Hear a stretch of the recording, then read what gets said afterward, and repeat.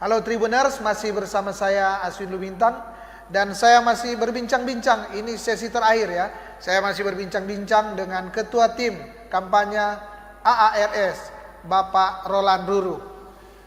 Pak Roland, seperti yang saya katakan tadi ya, bahwa sekarang juga yang lagi marak di saat ini adalah boleh dikata isu politik identitas ya yang berkembang saat ini. Bagaimana Pak Roland melihat ini dan bagaimana tim ARS menjawab ini? Karena ini bisa berpengaruh negatif maupun berpengaruh positif, tergantung dari bagaimana tim kampanye ini melakukan counter atau hal-hal yang baik. Pada prinsipnya kami menyikapi ini harus dengan tenang, Ya. karena kita tidak boleh membuat langkah-langkah kontra isu yang mungkin kelihatan baik tapi justru menambah bara api semakin besar, sehingga cerita ini makin populer di atas, ya kan? Karena kita harus menjaga keutuhan bangsa ini. Sah-sah saja ada dukungan tokoh-tokoh agama bagi para calon, tetapi kita harus terus menjaga bahwa institusi agama itu hanya milik agama itu. Saya saja sebagai penatua Kom Bapa Gemim tidak pernah memakai mimbar gereja atau mimbar pelayanan atau mengatasnamakan institusi gereja saya Gemim untuk mendukung paslon. Itu. Karena kami berpikir pada saat satu orang penatua itu menjadi tim kampanye, dia harus melepaskan jabatan penatuanya. Ya, memang kalau ada tak salah-salah bilang ini penatua tidak apa-apa. Yang penting dia tidak memakai kepenatuaannya itu atau dia tidak memakai pelayanannya itu untuk politik, kan begitu. Sehingga kita tidak akan terjebak dalam politik identitas. Betul. Karena gereja itu kan milik semua orang. Mungkin di gereja itu pemimpinnya misalnya ketua, wakil ketua, sekretaris, bendahara berbeda pilihan. Ada 4 calon ini, ketua di A, wakil di B, sek di C, bendahara di D. Ya. Kalau kita mengatasnamakan institusi, berarti kan bisa terjadi perpecahan umat. Begitu juga di agama yang lain, begitu. Jadi kami juga tim kampanye kalau ada dukungan umat beragama dan mau mengatasnamakan agama institusi mereka, misalnya kami gereja ini mau mendukung resmi, saya tolak. Kecuali personal. Begitu. Sehingga kita tidak akan terjebak dalam politik identitas ya. Dan kalau ada orang bilang nak mau counter isu untuk yang dihembuskan calon-calon yang lain, saya bilang tenang saja, tidak perlu kita saling counter. Justru kalau kita saling counter malah akan memperbesar isu ini, sehingga masyarakat akan mudah dijebak dalam isu-isu ini. Kan masyarakat sudah dewasa. Manado ini salah satu masyarakat yang paling intelektualnya tinggi kan dari seluruh kota kabupaten karena ibu kota. Intelektual masyarakat Manado sudah baik loh, dan mereka bisa menilai dengan objektif begitu kira-kira Pak Swi. Ini salah satu yang biasa dilakukan ya saya katakan biasa karena di beberapa ini pilkada sejak tahun 2000 ya, awal tahun 2000 sudah berapa kali dilakukan, sehingga banyak juga isu yang bahkan sampai kemarin sampai di Mahkamah Konstitusi ya, di sidang-sidang pasca pertarungan pilkada. Salah satu yang tidak kalah penting, yang tidak kalah seksi juga adalah isu money politik ya. Jadi membayar pemilih, membayar konstituen, membayar memilih untuk memilih pasangan calon. Apa juga dari ARS ini akan melakukan ini money politik atau bagaimana? Sekarang kan ini lagi tren ya yang Pak Aswin tanya ini kan. Hampir semua di Indonesia ini bukan cuma jadi isu di Manado. Di Indonesia, bahkan Amerika aja ada ini isu money politik. Tapi kan interpretasi money politik ini yang perlu kita tetapkan dan terapkan bersama. Seperti apa? Ada rambu-rambu KPU mengeluarkan aturan, Bawaslu memantau, mengawasinya, bahkan TNI, Polda turun langsung juga kan, mengawasi apa kategori money politik itu. Karena kan kenapa isu ini jadi seksi Pak Aswin? Karena pilkada ini lekat dengan kesejahteraan rakyat. Ya. Di momentum pilkada, momentum pesta demokrasi ini, masyarakat akan kecipratan bantuan. Betul, betul. Namanya biar saja tidak calon Pak Aswin, orang mau memberi. Kalau sebagai tokoh kan selalu dituntut pemberian, bukan cuma bibir cuap-cuap toh. Betul, betul. Sedangkan Pak Aswin aja di kompleks tempat tinggal kan Pak Aswin sudah tokoh. Iya. Pasti kan orang menuntut bukan cuma Pak Aswin bercerita, ada tuh Bekasi kan begitu toh. Nah, ini yang perlu terminologi pemberian ini yang perlu kita satu frekuensikan. Iya. Kita perlu satukan frekuensinya supaya tidak salah masyarakat menilai. Nah, ini kalau saya lihat bentuk money politik tidak baik, Ya, tidak mendewasakan masyarakat dan tidak baik untuk pendidikan politik masyarakat. Tapi juga kita jangan terjebak money politik seperti apa. Betul, Kalau kita bawa beras money politik atau tidak, kalau kita bawa hand sanitizer money politik atau tidak. Nah, usah orang berdebat, sudah ada aturan undang-undang yang ada di atasnya. Kita nggak usah masuk perdebatan.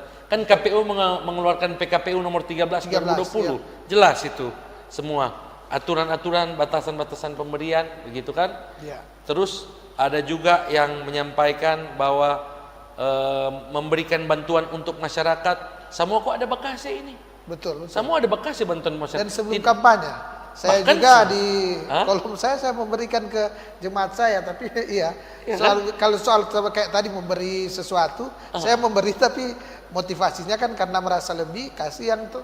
Ya, Kan? yang lebih membutuhkan. Yang lebih membutuhkan. Betul. Nah, untuk pemberian-pemberian ini, nggak usah kita masuk dalam perdebatan. Sudah ada aturan di KPU, bahkan Bawaslu mengawasi.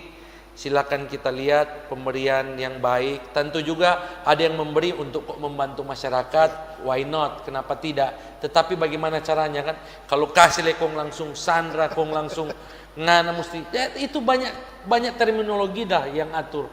Ada Bawaslu yang menilai. Yang pasti intinya calon kami punya kelebihan keuangan juga. Salah satu tokoh yang punya finansial kuat. Tetapi beliau selalu memberikan arahan bahwa mari kita murnikan motivasi kita untuk bangun daerah. Mau cari apa lagi Bapak Andre Ango mau jadi wali kota di Manado? Beliau kalau dari segi finansial so mapan. Betul, betul. Sangat mapan malah. Sudah pengusaha nasional. Bahkan jabatan politik sudah pernah regional lebih tinggi ya di Sulawesi Utara. Itu yang saya terharu selalu. Saya terharu bagaimana calon kita mau memberi diri untuk membangun masyarakat Manado. Punya ketulusan untuk membangun. Begitu kira-kira Pak Aswin. Ini soal kesiapan dari tim kampanye ya, tim kampanye atau tim pemenangan. Tim kampanye ini biasanya kan di pilkada ini tidak mulus-mulus. Ada banyak hal yang bisa saja terjadi, sehingga salah satu yang biasanya disiapkan matang adalah tim hukum. Bagaimana tim hukum daripada tim AARS ini untuk menjaga-jaga ya, atau mengantisipasi misalnya ada hal-hal hukum yang dialami oleh baik tim kampanye, calon atau yang lainnya. Bagaimana? Ya jelas ini menjadi salah satu fokus utama kami juga kan. Ya. Jadi perhatian kami pada saat kami mendudukkan orang-orang yang punya kapabilitas dan kapasitas yang baik di tim kampanye, itu ada bidang hukum. Bidang hukum kami diketuai oleh, kalau tidak salah koordinator bidang kami adalah Bapak Stephen Sekeon. Beliau latar belakangnya lawyer. Pengurus partai juga, tapi juga dia kan Penato Kombapa, sahabat pelayanan kita kan, Penato Kombapa di Manado bagian utara. Ada juga Pak Romeo Tumbel, itu ada pelayan dari dari jemaat, pimpinan Kombapa juga di jemaat Petra Sario Tumpahan, ya kan. Ada juga kawan-kawan yang lain. Bahkan saya juga walaupun dokter punya latar belakang hukum. Cuma suka membaca. Biar jadi bukan sarjana. Ya. Kan saya punya jabatan Ketua Bidang Hukum dan Advokasi Gapensi atau Gabungan Pengusaha Konstruksi DKI Jakarta, DKI. Sampai saat ini saya masih menjalani amanat jabatan itu, Pak Aswin. Saya hobi juga baca-baca hukum, legalitas ya. Tentu kami mau mematuhi semua aspek legalitas yang ada. Walaupun strategi kita banyak, tapi itu jadi fokus utama kami juga. Ya. Apakah ini kan seperti yang saya katakan di awal perbincangan tadi, bahwa ini adalah pilkada yang tidak normal. pilkada yang extraordinary ya, yang perlu perhatian khusus dari kita semua. Bagaimana tim kampanye ini ya, mungkin lebih detail karena tadi sudah sempat disentil bahwa kita harus melakukan protap kesehatan. Selama ini kan mungkin bisa aja yang ada door to door atau gimana, apakah disiapkan oleh tim misalnya masker atau hand sanitizer. Saya kira kan ini bukan money politik, kalau hand sanitizer semua dan ini kan perlu dibagikan bahkan kepada seluruh masyarakat. Ini membantu pemerintah. Bagaimana dari tim ini? Ini kan bagian dari yang perlu kita jaga akan ada kesehatan. Sudah jalan ya. Ya, itu masker dan lain-lain sudah jalan. Sudah dari jalan. Beberapa waktu lalu kemarin pada saat COVID-19 juga melanda bangsa Indonesia, partai pun sangat gencar untuk jalan masker ya, masker. untuk Membantu masyarakat untuk menghadapi pandemi ini. Iya. Ada banyak cara kan, disinfektan, memberikan cairan-cairan pembersih tangan seperti hand sanitizer dan lain-lain, memberikan bantuan vitamin, memberikan susu, ya kan, atau membantu ekonomi rakyat juga kan bagian dari untuk menghadapi pandemi COVID-19 ini kan, begitu. Baru apalagi ya, banyaklah Pak Aswin, masker ya, dan lain-lain. Ya. Saya kira memang yang penting itu yang masker, hand sanitizer, karena penting sekali. Bagi masyarakat yang kalangan bawah tentu dia akan memilih beli beras daripada beli masker atau beli hand sanitizer. Jadi saya kira harus ada ini di luar money politik atau apa. Memang saya kira wajib ya setiap calon memberikan minimal kepada tim kampanyenya dan masyarakat yang dia temui harus diamankan dengan masker. Seoptimal gimana dilakukan oleh tim kampanye untuk bagi-bagi masker dan kemarin saya ke Pasar Segar. Kalau Pak Ya. Aswin lihat itu Ya. di Facebook, Ya. saya bersama ketua tim pengarah tim kampanye Pak Jimmy Rimbarogi, Ya, atau ya. yang kita kenal Panglima Imba. Saya turun bersama beliau ngopi-ngopi aja. Ya, Kita minum kopi di Pasar Segar Pal 2 Ya. itu. Sambil ngopi, sebenarnya kami tidak bawa masker. Tapi di mobil kan selalu siap, karena setiap saya jalan di mobil Pak Imba juga ada. Masker. Oh, ya. Jadi pada saat kami ngopi-ngopi, betul yang Pak Asim bilang, masyarakat minta masker, gitu. Baru torong ambil di oto, ini masker. Sambil ngopi, sambil bercerita dengan masyarakat yang ada Pasar Segar, kami belusukan turun melihat kondisi pasar seperti apa, kami bercerita dengan masyarakat, toko-toko yang ada, bahkan Pak Panglima Imba menyampaikan beberapa hal terkait komitmen beliau untuk mendukung Pak Oli Stephen memenangkan Sulawesi Utara dan Pak Andre Ango di Kota Manado. Tapi bagi saya yang paling penting, selalu setiap kali saya bicara dengan masyarakat, salah satu rekam aspirasi saya yang utama, selain di pandemi COVID-19 ini, masyarakat menuntut pembangunan yang sinergi. Jadi kalau Sulawesi Utara kan kita tahu bersama Pak Oli Stephen, ODSK ini memajukan Provinsi Sulut selama 5 tahun kepemimpinan luar biasa. Ada jalan tol, ada pembangunan fasilitas-fasilitas swasta, investasi dibuka, bahkan penerbangan pariwisata, Sulut menjadi pintu gerbang wisata dunia kan banyak kan. Ya. Nah, tapi percuma kalau cuma Sulawesi Utara, ini harus sinergi dengan ya. Manado. Itu yang masyarakat, saya lihat aspirasi masyarakat begitu. Pak, masa cuma Sulut maju-maju, Manado juga mesti maju, mesti. Karena Manado kan seimbang, ibu kota, pintu masuk. Ya. Betul. Ini karena mengingat waktu, mungkin ini pertanyaan terakhir ya. Soal terkait bagaimana tim medsos ya, daripada tim medsos. Karena begini, di era saat ini banyak sekali pemilih milenial, pemilih pemula, pemilih yang baru yang harus disasar dengan cara mereka ya, dengan cara milenial, sehingga dan milenial itu salah satunya adalah yang hobi dengan media sosial, Facebook, Twitter, Instagram, dan ini juga yang sementara kita berbincang ini bagian dari media baru. Ini adalah media streaming.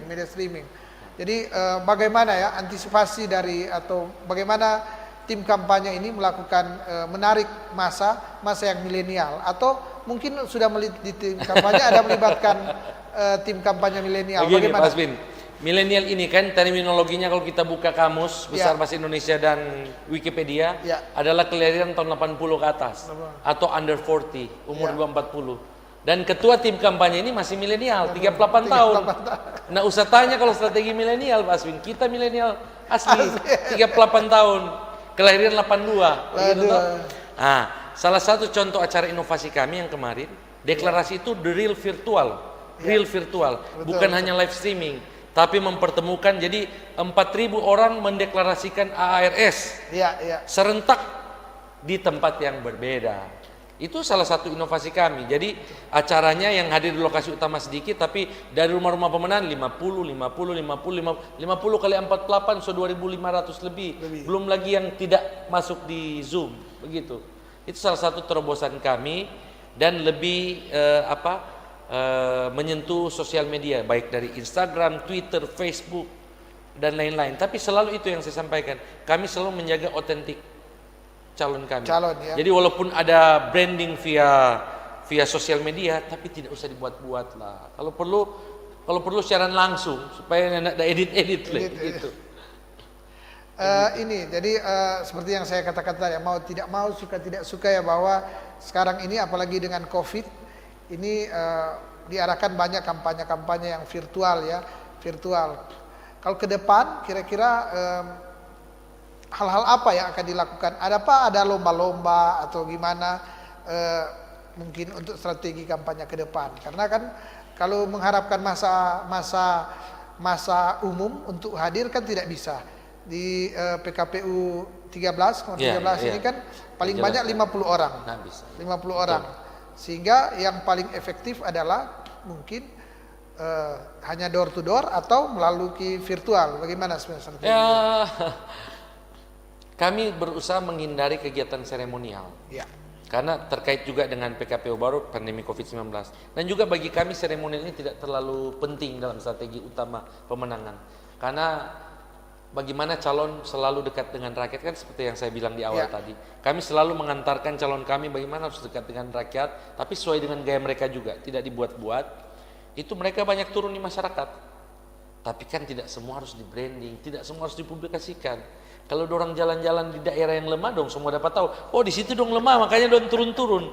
Ya toh? Jadi kalau jalia itu di Facebook dan lain-lain, jangan salah, banyak yang orang tidak tampilkan dalam rangka strategi. Tapi calon kami sering jalan turun ke masyarakat. Dan saya yakin itu sudah bagian dari gaya lifestyle mereka ya. Bukan nanti mau calon baru seperti itu. Tapi Pak Andre Ango memang dari dulu, biar dia orang kaya tapi biasa-biasa saja, dekat dengan masyarakat. Pak Richard Sualang juga sangat gaul ya kan, banyak sekali gaul di mana-mana. Itu kekuatan utama dari calon kami. Dari kekuatan partai kami pengusung, karena kan PDI Perjuangan itu partai Wong Cili, lekat dengan nadi kerakyatan. Mungkin terakhir, karena ini waktu juga ya, terakhir bisa closing statement, ada imbauan kepada para Tribuners, imbauan atau apa saja, silakan diinformasi.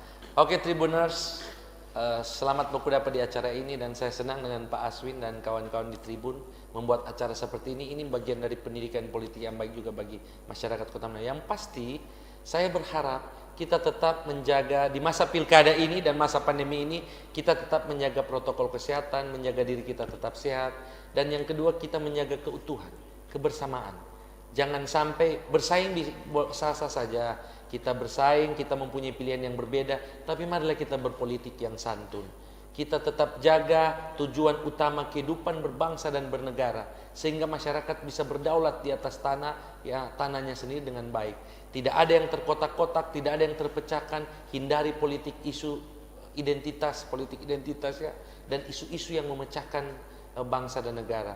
Melainkan mari kita tetap mempererat tali silaturahmi, tali kebersamaan. Bahkan kita menjaga supaya Sulawesi Utara, Kota Manado ini mampu melahirkan pemimpin yang diberkati oleh Tuhan, yang berkenan oleh Tuhan, pemimpin-pemimpin yang baik, yang jujur, yang punya integritas baik, dan punya motivasi membangun yang tulus. Terima kasih. Ya, Tribuners, tentu mungkin ada yang masih suka mendengar ya, tapi waktu jugalah yang membatasi akan perbincangan kita ini.